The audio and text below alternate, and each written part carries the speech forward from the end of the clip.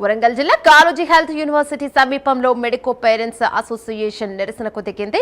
Private medical కాలేజీల నిబంధనలకు విరుద్ధంగా అధిక ఫీజులను వసూలు చేస్తున్నారని ఆరోపించింది. వెంటనే ప్రైవేట్ మెడికల్ కాలేజీల అక్రమ వసూళ్లపై విచారణ జరపాలని డిమాండ్ చేసింది. లేని పక్షంలో న్యాయం జరిగేంత వరకు పోరాడతామని స్పష్టం చేసింది. ఇక దీనిపై మరింత సమాచారం మా వరంగల్ కరెస్పాండెంట్ తిరుపతి అందిస్తారు.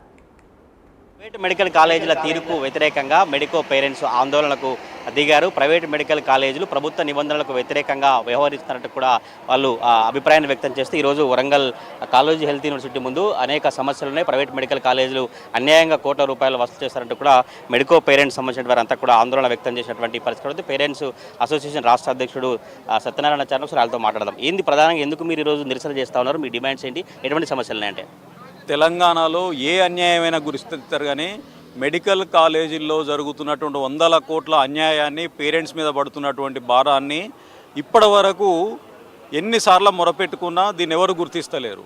మెడికల్ కాలేజీలలో ప్రధానంగా 4.5 సంవత్సరాల ఫీజు తీసుకోవాలనేది యూనివర్సిటీ ఆదేశాలు ఉన్నాయి, ఎన్ఎంసీ ఆదేశాలు ఉన్నాయి. అయినప్పటికీ కూడా తెలంగాణలో ఉన్న కొన్ని ప్రైవేట్ కాలేజీలు 5 సంవత్సరాల ఫీజు తీసుకుంటున్నాయి. ఒక అర్ధ సంవత్సరమే కదా అని అంటే B&C క్యాట్ మీద 6 లక్షల నుండి 13 లక్షల బర్డెన్ పడుతుంది. 2,900 మంది పైచిలుకు విద్యార్థులున్న మన రాష్ట్రంలో ప్రైవేట్ B&C క్యాట్లో 209 కోట్ల బర్డెన్ పడుతుంది.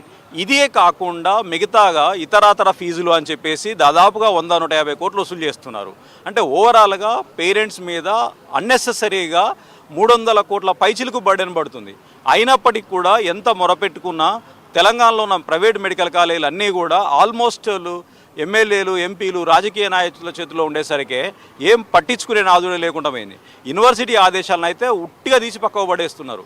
ఏప్రిల్ 2వ తారీఖు నాడు మీరు ఎట్టి పరిస్థితుల్లో 4.5 సంవత్సరాల కంటే ఎక్కువ ఫీజు తీసుకోవద్దని యూనివర్సిటీ ఆదేశాలు ఇస్తే 5వ తారీఖు నాడు పేరెంట్స్కు లెటర్స్ ఇచ్చిర్రు మెడికల్ కాలేజీలు. అరే యూనివర్సిటీ లెటర్ ఇచ్చినా కనీసం ఒక వారం కూడా, ఒక నెల కూడా సరే చూద్దామని కూడా లేకుండా 3 రోజులకే యూనివర్సిటీ ఆదేశాలను లెక్క చేయకుండా 5 సంవత్సరాల ఫీజు కట్టాల్సిందే, మీరు ఇంకో 1 ఇయర్ డ్యూ ఉన్నారని ఫైనల్ ఇయర్ పేరెంట్స్ అందరికీ కూడా కడితే ఒక్కొక్క పేరెంట్కు 6 లక్షల నుండి 13 లక్షల బర్డెన్ పడుతుంది. కొడుకునో బిడ్డనో డాక్టర్ని చేయాలన్న కళతోటి ఆస్తులు అమ్మి కడుతుంటే చివరికి వచ్చేసరికి చదువును మాన్పించే పరిస్థితి ఏర్పడుతుంది. కాబట్టి యూనివర్సిటీలో ఈరోజు లెటర్ ఇస్తూ భవిష్యత్తులో ఇది ఇక్కడికే ఆగకుండా అవసరమైతే కోర్టుకు వెళ్ళైనా విద్యార్థుల యొక్క తల్లిదండ్రుల హక్కులను, అదనపు భారాన్ని తగ్గించుకోవడానికి ప్రయత్నం చేస్తామని తెలియజేస్తున్నా. నేను మెడికో పేరెంట్స్ అసోసియేషన్ రాష్ట్ర అధ్యక్షులు మల్లో సత్యనారాయణ. ఏ సమస్యలు మేడం మీరు అధికారుల దృష్టి తీసుకెళ్తే వాళ్ళు ఏం చెప్తున్నారు?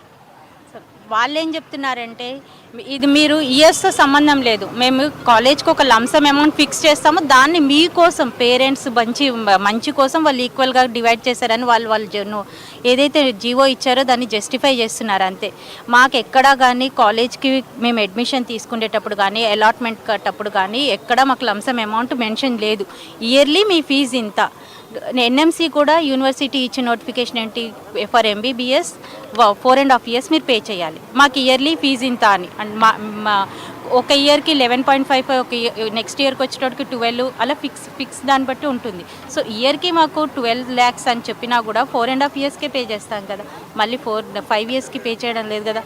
మీరు ఇయర్స్ లెక్క చేయకండి, మీకు ఓన్లీ లంసమ్ అమౌంట్ అని చెప్పేసి మేము ఫీ రెగ్యులేటరీ ఆఫీసర్తో మాట్లాడితే ఆయన ఒక జస్టిస్ ఆయన అలాగ ఎక్స్ప్లెనేషన్ ఇచ్చారు. మాకు వెళ్తే అలా ఉంది. గవర్నమెంట్ నుంచి కూడా వాళ్ళు ఏంటంటే ప్రైవేట్ కాలేజెస్కే సపోర్ట్ చేస్తున్నారు కానీ మా మామూలు మధ్యతరగతి పేరెంట్స్కి సపోర్ట్ చేయట్లేదు.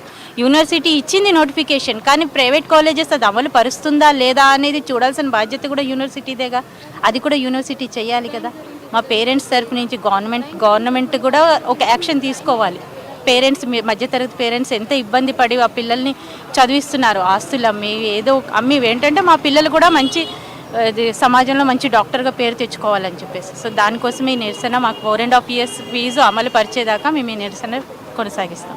చెప్పండి, నిరసనకు సంబంధించి అధికారులు స్పందించకపోతే ఎటువంటి చర్యలు తీసుకున్నారా, ఎట్లాంటి ఇబ్బందులు పడుతున్నారా? మరి ఎక్కడికైనా వెళ్తాం మేడం, కోర్టుకైనా వెళ్తాం మేడం. అధికారులు చర్య తీసుకోకుంటే ఎక్కడికైనా వెళ్తాం మేడం.